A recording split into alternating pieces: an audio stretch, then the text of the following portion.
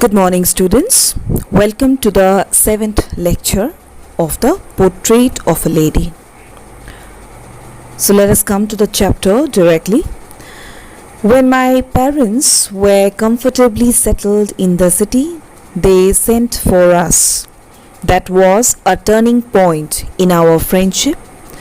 Although we shared the same room, my grandmother no longer came to school with me. I used to go to an English school in a motor bus. There were no dogs in the streets, and she took to feeding sparrows in the courtyard of our city house. So, Khushwant Singh is talking about the shift in the friendship, the change, the turning point in their friendship. In the village, the grandmother used to go with the grandson to the school and stay with him for the time he was there in the school. But now, since the author went to an English medium school which was very far, he had to go in a school bus. So the grandmother could not accompany him. Not only that, earlier they used to feed dogs together. But here in the city, there were no street dogs, and she started feeding the sparrows in the courtyard. Okay, thus, in the absence of the grandson, the sparrows became her company, her best friend.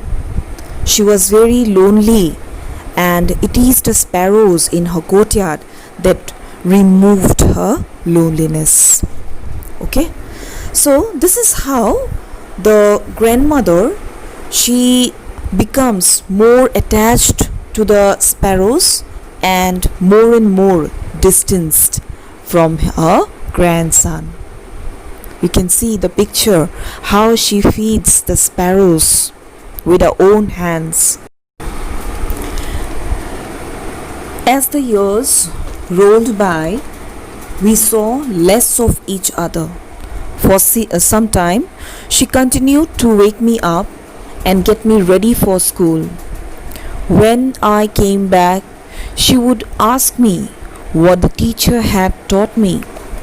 I would tell her English words and little things of Western science and learning, the law of gravity, Archimedes' principle, the world being round, etc. This made her unhappy.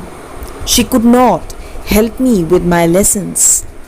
Now see, if you remember, in the village, the grandmother used to take care of the grandson's education, his studies. She used to explain him everything, But here in the city school, the subjects were totally new, totally different. He was taught English words, Western science and learning, of which the grandmother had no idea, and that's why she could not help him with his lessons.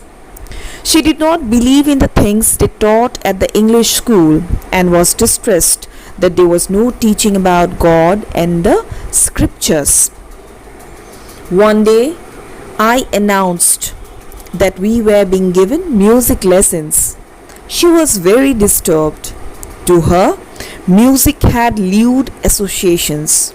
It was the monopoly of harlots and beggars and not meant for gentlefolk. She said nothing, but her silence meant disapproval. She rarely talked to me after that. So the change to the city, the shift to the city has brought about a huge gap between the grandmother and the grandson. Earlier in the village school, she used to be involved in everything regarding the grandson.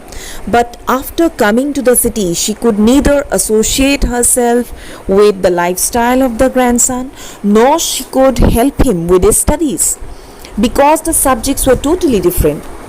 Not only that, he was being given certain classes in music which she totally disagreed with, because according to her, music was lewd or not meant for gentlefolk. For her, religious education, teachings about God and scriptures, that were more important. She herself was a very pious and religious woman, and that is why she was very happy when he was learning in that village school. In the village school, the priest taught them the prayers and things regarding religion. But in the city, this new English medium school, it did not give any priority to God or religion or even scriptures. This made the grandmother very, very unhappy. However, she did not say anything regarding this. She maintained a very silent attitude, which itself meant disapproval. She didn't have to speak because it was visible from her face, from her silence, that she was not satisfied with the education that was being provided in the city school.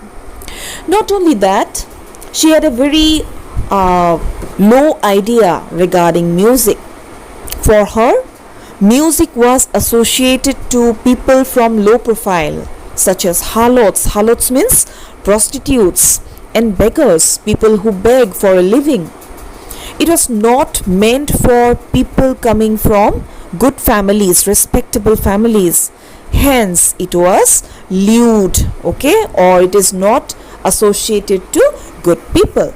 And hence, when she learned that her grandson was learning music, she was very unhappy.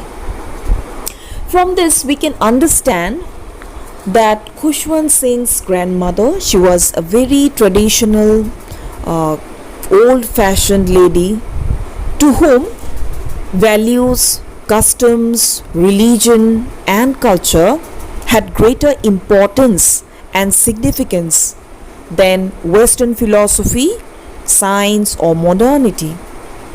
And throughout the lesson, she sticks by these traditions. Thus, we can see that the shift to the city, it served as a major, very significant turning point. I have highlighted turning point in the relationship between the grandmother and the grandson. They were no longer close friends. There is a breach that has developed between him and his grandmother. Unlike in the village, where they used to stay in the company of one another.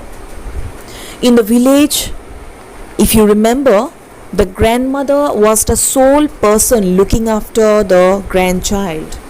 She had access to her grandson's life completely. But after coming to the city, the parents, they got more involved with the child's studies and everything else. But, being a very silent person, though she disapproved the education, the teaching, the learnings that he was getting in the city school, she decided to stay calm, quiet and silent. She did not want to raise a hue and cry in the family, a controversy. Okay, and that is how her behavior is being justified. So I suppose you have understood the part. Thank you very much for watching.